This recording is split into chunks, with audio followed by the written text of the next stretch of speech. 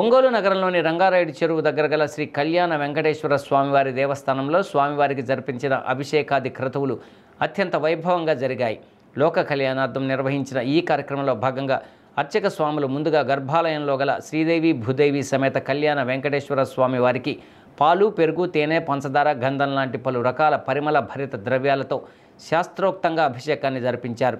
అనంతరం తులసి దళాలతో దేవేర్లను చక్కగా అలంకరించి అర్పించి ప్రత్యేక హారతులను అందించారు. దేవదేవుని అనుగ్రహంతో ప్రజలందరూ సుఖశాంతులతో ఉండాలని మనసారా ఆకాంక్షించారు.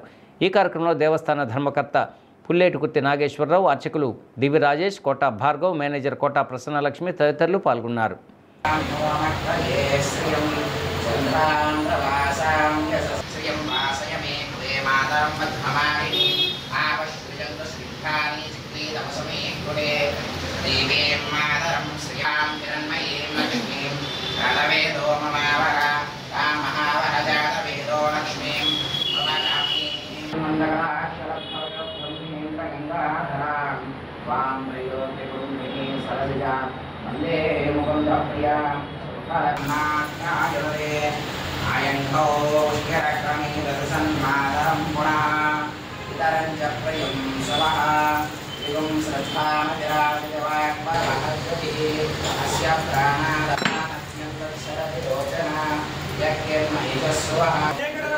గోవింద